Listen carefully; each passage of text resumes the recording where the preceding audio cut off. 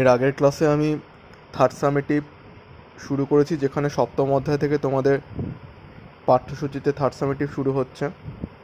Third সামেটিভের সপ্তম অধ্যায়ে প্রথমেই আমি গান্ধীজির স্বরাজ ভাবনা, রাওলাট সত্যাগ্রহ, জালিয়ানওয়ালাবাগের হত্যাকাণ্ড,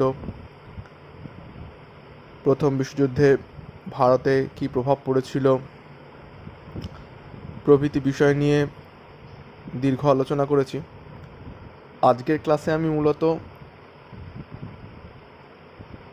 খিলাফত আন্দোলন, অহিংস অসহযোগ আন্দোলন, স্বরাজ্য দল কী এবং স্বরাজ্য দল কী ভূমিকা পালন করেছিল ভারতের স্বাধীনতা আন্দোলনের ইতিহাসে, আর আইন অমান্য আন্দোলন, এই চারটে বিষয় নিয়ে আলোচনা করব। আশা করি তোমাদের আজকে আলোচনায় এই সকল গুরুত্বপূর্ণ বিষয়ে বেশ কিছু নতুন তথ্য দিতে পারবো এবং তোমাদের একটা স্পষ্ট এই বিষয়ে অভিমত গড়ে উঠবে। প্রথমে খিলাফত আন্দোলন নিয়ে আলোচনা করি। খিলাফত আন্দোলন বলতে যেটা বোঝায় সেটা হচ্ছে তুরস্কের সুলতান তার পদটা ছিল খলিফা, অর্থাৎ খলিফা হচ্ছে একটা পদের নাম। তা তুরস্কের সুলতান, যাকে খলিফা বলা হয়, তিনি সমগ্র বিশ্বে মুসলিম জগতের ধর্মগুরু। তোমরা হয়তো শুনেছ যে 1914 খ্রিস্টাব্দ থেকে 1918 খ্রিস্টাব্দ অবধি প্রথম বিশ্বযুদ্ধ সংঘটিত হয়েছিল। তো প্রথম বিশ্বযুদ্ধে তুরস্ক জার্মানি, ইতালি, অস্ট্রিয়া এই শক্তিজোটের সঙ্গে মিত্রতা করে ব্রিটেন এবং ফ্রান্সের বিরুদ্ধে যুদ্ধে অবতীর্ণ হয়েছিল। তো ব্রিটেন এবং ফ্রান্সের মিত্রশক্তি জোট যখন জার্মানি, ইতালি শক্তিজোটকে পরাজিত করে 1918 খ্রিস্টাব্দে, তখন ব্রিটেনের শাসকবর্গ তুরস্কের সুলতানকে তার ক্ষমতা থেকে সরিয়ে দেয়। এর ফলে সমগ্র মুসলিম জগৎ তাদের পবিত্র ধর্মের অর্থাৎ ইসলাম ধর্মের গুরুপদকে হারিয়ে ফেলে। এই সূত্র ধরে ভারতবর্ষে মুসলিম নেতৃবৃন্দ তুরস্কের খলিফা পদকে অর্থাৎ সুলতানকে তার ক্ষমতায় পুনঃপ্রতিষ্ঠিত করার উদ্দেশ্যে 1919-20 খ্রিস্টাব্দে যে আন্দোলন শুরু করেছিল, অর্থাৎ তুরস্কের সুলতানকে পূর্ণ মর্যাদায় তার ঋত গৌরব ফিরিয়ে দেওয়ার উদ্দেশ্যে যে আন্দোলন শুরু করে, সেটি খিলাফত আন্দোলন নামে পরিচিত। এই খিলাফত আন্দোলনের সঙ্গে গান্ধীজি তার অহিংস অসহযোগের কর্মসূচিকে একত্রিত করে। এর আগে আমি ক্লাসে আলোচনা করেছিলাম যে অহিংস অসহযোগ আন্দোলন যখন চলেছিল তখন ভারতবর্ষে তার সর্বব্যাপী রূপ নেয়।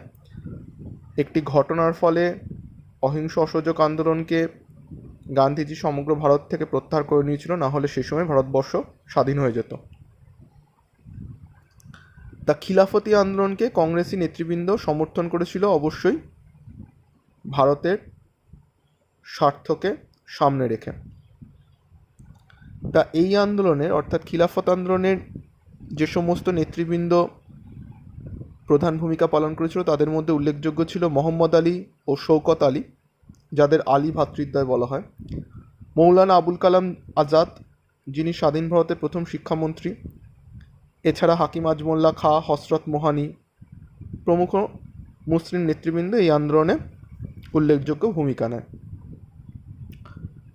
তা এই আন্দোলন 1922 খ্রিস্টাব্দ অবধি পরিচালিত হয়। অহিংস অসহযোগ আন্দোলন 1922 খ্রিস্টাব্দ অবধি চলেছিল। এরপর 1922 খ্রিস্টাব্দে নভেম্বর মাসে মুস্তাফা কামাল পাশার নেতৃত্বে তরুণ তুর্কি জাতীয়তাবাদী নেতৃবৃন্দ বা যুবক গোষ্ঠী, তারা তুরস্কের খলিফা পদকে অবলুপ্তি ঘোষণা করে, অর্থাৎ অবসান ঘটায়, যার ফলে ভারতবর্ষে খিলাফত আন্দোলনটা অপ্রয়োজনীয় হয়ে পড়ে। এবার আসি অহিংস অসহযোগ আন্দোলন সম্পর্কে বিস্তারিত আলোচনা। তাহলে খিলাফত আন্দোলন সম্পর্কে তোমাদের একটা ধারণা তৈরি হলো যে খিলাফত আন্দোলন কি, কবে হয়েছিল, মূল নেতৃবৃন্দ কারা ছিল, খিলাফত আন্দোলনের উদ্দেশ্য কী এবং এই আন্দোলন কিভাবে অবসান ঘটছে তা আমরা জেনে নিলাম। অহিংস অসহযোগ আন্দোলন শুরু করার পশ্চাতে প্রধান তিনটি উদ্দেশ্য ছিল। একটা, ইতিমধ্যে আমরা জেনেছি 1919 খ্রিস্টাব্দে 13ই এপ্রিল পাঞ্জাবে জালিয়ানওয়ালাবাগের নৃশংস হত্যাকাণ্ড ঘটেছে, সেটিকে প্রতিকার করা। খিলাফত যে সমস্যাটা তৈরি হয়েছে মুসলিম নেতৃবৃন্দের মধ্যে তার একটা সুষ্ঠু সমাধান করা, এবং অবশ্যই ঔপনিবেশিক স্বায়ত্তশাসন তথা স্বরাজ অর্জন করা। স্বরাজ সম্পর্কে তোমাদের ইতিমধ্যে একটা ধারণা তৈরি হয়ে এসছে। এর সাথে রাওলাট আইন, যেটি ভারতবর্ষে বিপ্লববাদকে দমন করার উদ্দেশ্যে দুটো দমনমূলক বিল আইনে পরিণত হয়েছিল, এটি সম্পর্কেও তোমাদের ধারণা আছে। এই আইনকে প্রত্যাহার করা এবং 1907 খ্রিস্টাব্দে সুরাট অধিবেশনের মাধ্যমে কংগ্রেসের নেতৃবৃন্দ যে দুটি ভাগে ভাগ হয়ে গেছিল তোমরা ইতিপূর্বে জেনে এসেছো, নরমপন্থী এবং চরমপন্থী। তাই চরমপন্থী নেতৃবৃন্দ ভারতবর্ষে প্রথম বিশ্বযুদ্ধের প্রভাবে যে অর্থনৈতিক সংকট তৈরি হয়েছে সেই অর্থনৈতিক সংকটের সমস্যাকে সমাধান করার উদ্দেশ্যে তথা জাতীয়তাবাদী তাদের যে আশা আকাঙ্ক্ষা রয়েছে সেগুলোকে জাগ্রত করে ঔপনিবেশিক শাসনের অবসান ঘটানোর জন্য অহিংস অসহযোগ আন্দোলন কর্মসূচিতে যোগদান করে, এবং এইগুলোই অহিংস অসহযোগ আন্দোলনের পশ্চাতে প্রধান কারণ। তা এই অসহযোগ আন্দোলন অর্থাৎ অহিংস অসহযোগ আন্দোলন 1920 খ্রিস্টাব্দে নাগপুরে সর্বভারতীয় জাতীয় কংগ্রেসের এক অধিবেশনে প্রস্তাবটি স্বীকৃত হয় এবং অহিংস অসহযোগের কর্মসূচি গ্রহণ করা হয়। এই অসহযোগ কর্মসূচি দুটি ভাগে বিভক্ত ছিল। বঙ্গভঙ্গ আন্দোলনের মতন তোমরা জানো, একটা ইতিবাচক গঠনমূলক, একটা নেতিবাচক ধ্বংসাত্মক, অর্থাৎ একটা স্বদেশী একটা বয়কট। এটা সম্পর্কে তোমাদের পূর্ব ধারণা আছে। তা নেতিবাচক কোনগুলো আগে সেগুলো জানি। সরকারি স্কুল কলেজ চাকরি অনুষ্ঠান যা আছে সব বর্জন করা, সরকারি যে খেতাব আইনসভা আদালত বিদেশি দ্রব্য সেগুলোকে বর্জন করা, বয়কট করা। অন্যদিকে ইতিবাচক অর্থাৎ গঠনমূলক কর্মসূচি কী কী? দেশীয় শিক্ষা প্রতিষ্ঠান স্থাপন করা, হিন্দু মুসলিমদের মধ্যে ঐক্য প্রতিষ্ঠা করা, মাদক দ্রব্য বর্জন করা অর্থাৎ নেশাদ্রব্য, অস্পৃশ্যতা পরিহার করা, এই যে উচ্চ নিচের মধ্যে যে অস্পৃশ্যতা, একে অপরকে না ছোঁয়ার যে মানসিকতা সেটা পরিহার করা। এই উদ্দেশ্যকে সামনে রেখে অহিংস অসহযোগের কর্মসূচি স্থির হয়। তা গান্ধীজির ডাকে হিন্দু মুসলিম নারী পুরুষ ধনী দরিদ্র শ্রমিক কৃষক অর্থাৎ সমগ্র ভারতবাসী একযোগে সাড়া দিয়েছিল এবং আন্দোলনে অংশগ্রহণ করে। প্রধান প্রধান নেতা কারা ছিলেন? চিত্তরঞ্জন দাস, মতিলাল নেহেরু, বিঠলভাই প্যাটেল, বল্লভভাই প্যাটেল, রাজেন্দ্র প্রসাদ, চক্রবর্তী রাজাগোপালাচারী প্রমুখ। সুভাষচন্দ্র বসু যেমন এই সময় আইসিএস পরীক্ষায় 4র্থ স্থান লাভ করে ব্রিটিশ সরকারের অধীনে লোভনীয় চাকরি ছেড়ে দিয়ে তিনি মাতৃমুক্তি অর্থাৎ দেশকে স্বাধীন করার এই কর্মযজ্ঞে ঝাঁপিয়ে পড়েছিলেন। তা এই সময় বেশ কিছু নারী তারাও তাদের রক্ষণশীলতাকে ত্যাগ করে বিভিন্ন সামাজিক প্রাচীরকে ভঙ্গ করে বাধা নিষেধকে উপেক্ষা করে আন্দোলনে ঝাঁপিয়ে পড়ে। তারা কারা? বাসন্তী দেবী, সরোজিনী নাইডু, জ্যোতির্ময়ী গাঙ্গুলি, উর্মিলা দেবী, হেমপ্রভা মজুমদার প্রমুখ। তা অহিংস অসহযোগ আন্দোলন যখন পুরোদমে ভারতবর্ষে ছড়িয়ে পড়েছে, তার জয় আসন্ন, সেই সময় 1922 খ্রিস্টাব্দে 5ই ফেব্রুয়ারি উত্তরপ্রদেশে গোরক্ষপুর নামক একটা জেলা রয়েছে যেখানে চৌরি চৌরা নামক একটি গ্রাম আছে।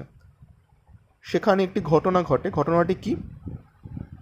কিছু মানুষ মিছিল করে আসছিল, সেখানে পুলিশ বাধা দেয় যার ফলে উত্তেজিত জনতা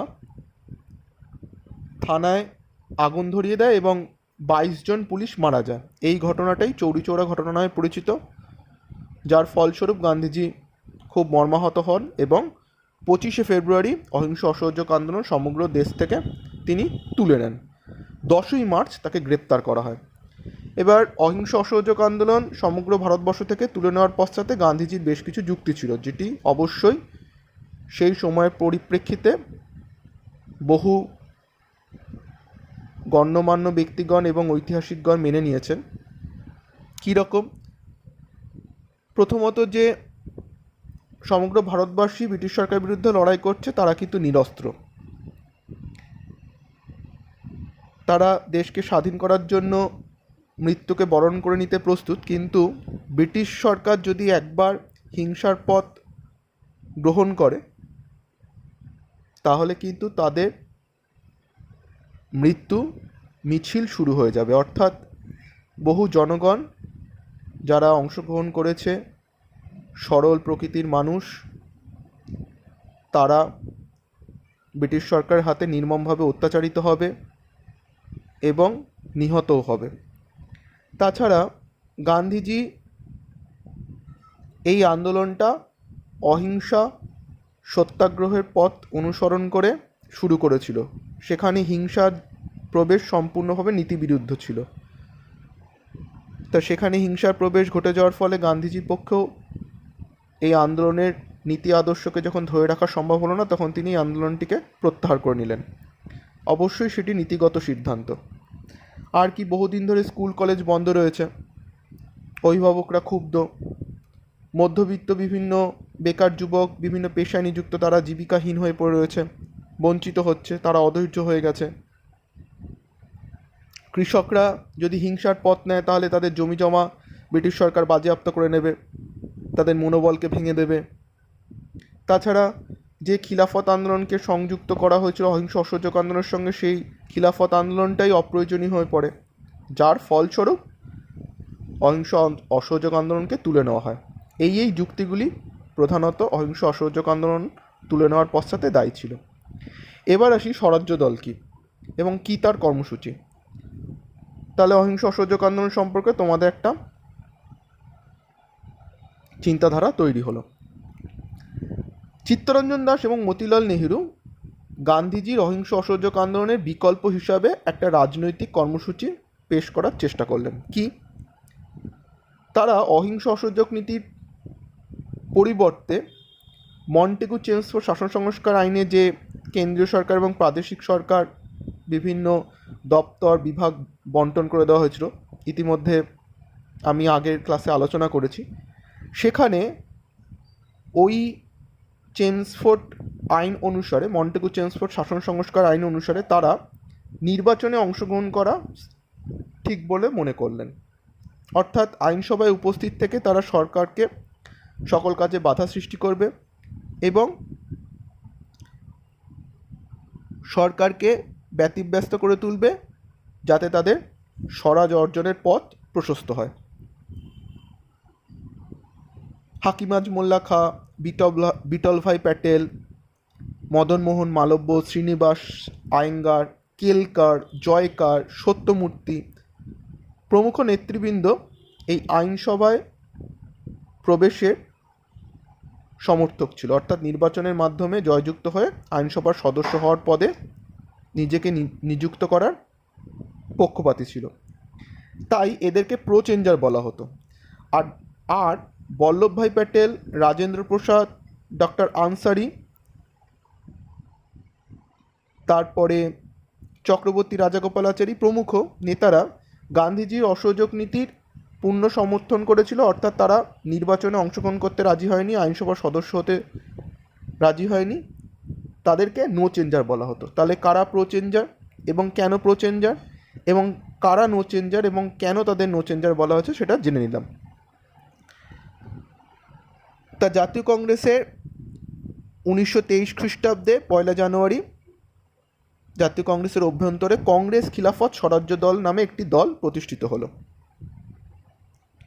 চিত্তরঞ্জন দাস এই নবগঠিত দলের সভাপতি হলো এবং মতিলাল নেহেরু হলো সম্পাদক। তা ঔপনিবেশিক স্বায়ত্তশাসন অর্জন করাই হচ্ছে তাদের মূল লক্ষ্য। এর সঙ্গে তাদের আর কি উদ্দেশ্য ছিল, যে তারা আইনসভায় প্রবেশ করবে, সরকারকে নিরন্তর মানে বিরামহীনভাবে এবং সুসংবদ্ধভাবে বাধা সৃষ্টি করবে, বিভিন্ন আলাপ আলোচনায় যখন বিভিন্ন প্রস্তাব পেশ করবে সেখানে বাধা দেবে।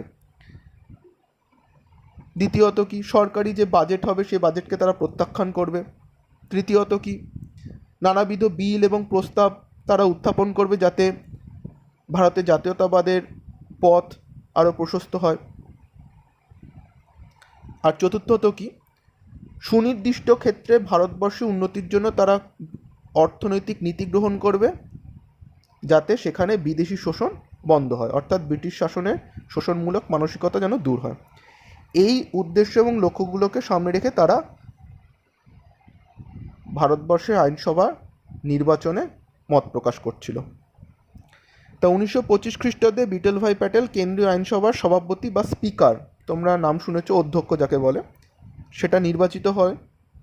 কিন্তু 1925 খ্রিস্টাব্দে চিত্তরঞ্জন দাস মৃত্যু হওয়ার ফলে স্বরাজ্য দল 3টি ভাগে ভাগ হয়ে যায়। তাহলে স্বরাজ্য দল তার পরিণতি কী হলো এবং স্বরাজ্য দলের কর্মসূচি কী ছিল, কারা নেতা ছিলেন, সভাপতি ছিলেন, সম্পাদক ছিলেন, সেগুলো আমরা বিস্তারিত জেনে নিলাম। এবার শেষ আজকের পাঠের বা আজকের ক্লাসের গুরুত্বপূর্ণ যে বিষয়টি নিয়ে আলোচনা করব সেটি হলো আইন অমান্য আন্দোলন। আইন অমান্য আন্দোলন, বুঝতেই পারছি যে কোনো একটা আইনকে ভঙ্গ করে এই আন্দোলনের কর্মসূচিটা তৈরি হয়েছে। তা গান্ধীজির নেতৃত্বে 1930 খ্রিস্টাব্দে 14 থেকে 16 ফেব্রুয়ারি সবরমতী আশ্রম, যেটি গুজরাটে রয়েছে, তোমরা সবাই জানো, বিখ্যাত একটা দর্শনীয় স্থান, সেখানে কংগ্রেসের কার্যনির্বাহক সমিতি একটা বৈঠক অনুষ্ঠিত হলো, যেখানে আইন অমান্য আন্দোলনের সিদ্ধান্তটা গৃহীত হচ্ছে। এবার কি বিষয়টা, মূল যে গল্পটা আমরা এতদিন শুনে এসেছি যে গান্ধীজি লবণ আইন ভঙ্গ করেছিলেন, সেটা এবার জেনে নিই। তা লবণ আইনকে ভঙ্গ করার জন্য, অর্থাৎ সমুদ্রের জল থেকে লবণ তৈরি করা যে প্রক্রিয়াটা, সেটাকেই লবণ আইন ভঙ্গ করা বলে।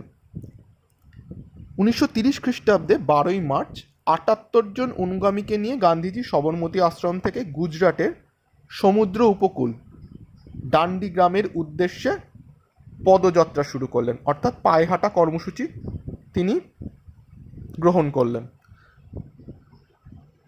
পায়ে হাঁটা কর্মসূচিটা তিনি নিলেন, মানে সিদ্ধান্ত নিলেন যে পায়ে হেঁটে তিনি সমুদ্র উপকূল অবধি যাবেন, ডান্ডি গ্রামের সমুদ্র উপকূল অবধি যাবেন সবরমতী আশ্রম থেকে, যে ঘটনাটা ডান্ডি অভিযান নামে পরিচিত।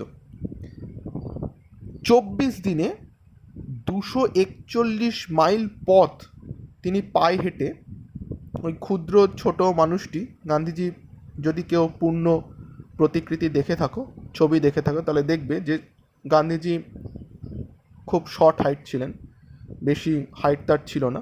তো ওই ছোট্টখাটো মানুষটি 5ই এপ্রিল গন্তব্যস্থলে পৌঁছলো, অর্থাৎ ডান্ডি গ্রামের সমুদ্র উপকূলে গিয়ে উপস্থিত হলেন 78 জন অনুগামীকে নিয়ে। 6ই এপ্রিল সমুদ্রের জল নিজের হাতে তুলে লবণ তৈরি করলেন, লবণ আইন ভঙ্গ করলেন এবং ভারতব্যাপী আইন অমান্য আন্দোলনের কর্মসূচির সূচনা করলেন। এই সময় উত্তর পশ্চিম সীমান্ত প্রদেশে প্রখ্যাত গান্ধীবাদী নেতা ছিলেন খান আব্দুল গফর খান, যাকে সীমান্ত গান্ধী বলা হয়। এই খান আব্দুল গফর খানের খোদাই খিদমতগার বা ঈশ্বরের সেবক নামক একটা দল তিনি তৈরি করেছিলেন, প্রতিষ্ঠাতা যার। এই দলের সদস্যরা ওই উত্তর পশ্চিম সীমান্ত অঞ্চলে প্রাচীন পোশাক, লাল রঙের কুর্তা পরিধান পরতো তারা লাল রঙের। এই জন্য এই খুদাই খিদমতগার বা ঈশ্বরের সেবক দলটার নাম লাল কোর্তা নামেও তারা পরিচিত ছিল। তাহলে আইন অমান্য আন্দোলনের সময় আমরা ভারতবর্ষের উত্তর পশ্চিম সীমান্ত প্রদেশে যে এই আন্দোলন ছড়িয়ে পড়ছে, সেখানে কোন নেতা নেতৃত্ব দিচ্ছে সেটা জেনে নিলাম। তা আইন অমান্য আন্দোলন যখন চলছে, এটি দুটো পর্যায়ে হয়েছিল, 1930 থেকে 32। তারপরে গান্ধীজির সঙ্গে একটি সন্ধি স্থাপন হয় তৎকালীন বড়লাট লর্ড আরউইনের সঙ্গে। সেই সন্ধির শর্ত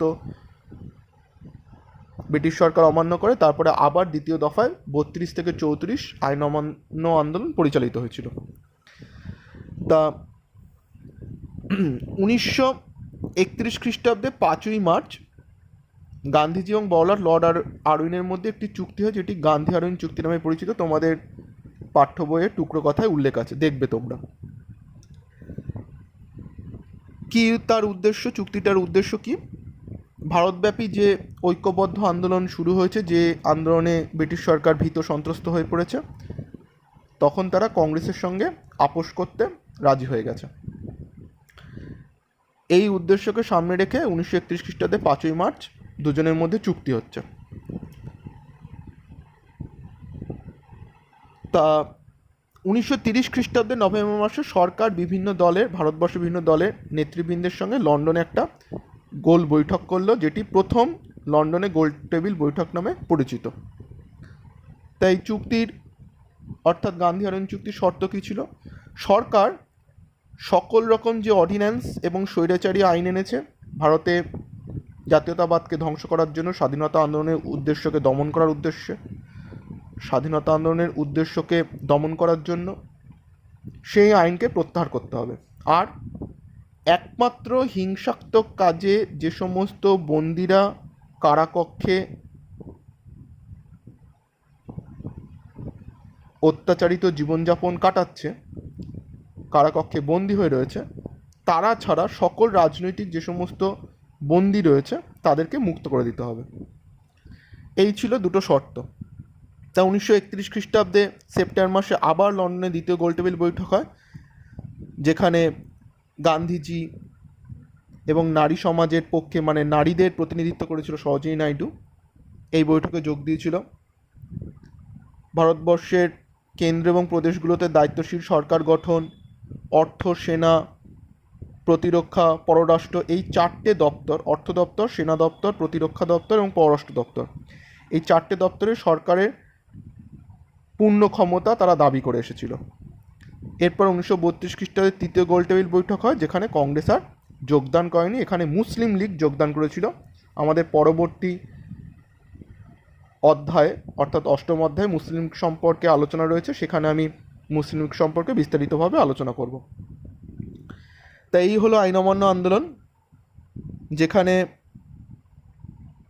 1934 খ্রিস্টাব্দে 8ই মে পাটনায় নিখিল ভারত কংগ্রেস কমিটির অধিবেশন বসে এবং আনুষ্ঠানিকভাবে আইন অমান্য আন্দোলন প্রত্যাহার করে নেওয়া হয়। এই আইন অমান্য আন্দোলনই পরবর্তীকালে 1942 খ্রিস্টাব্দে ভারত ছাড়ো আন্দোলন বা আগস্ট আন্দোলনকে সফলতার পথে এগিয়ে যাওয়ার দিক নির্দেশ করেছিল। তাছাড়া গান্ধীজি এই আন্দোলনে সংগ্রামীদের নৈতিক চরিত্রের উন্নতি ঘটিয়েছিলেন, তাদের নৈতিক বলে বলীয়ান করেছিলেন। বহির্বিশ্বে এই আন্দোলন ছড়িয়ে পড়েছিল, অর্থাৎ সাড়া জাগিয়েছিল।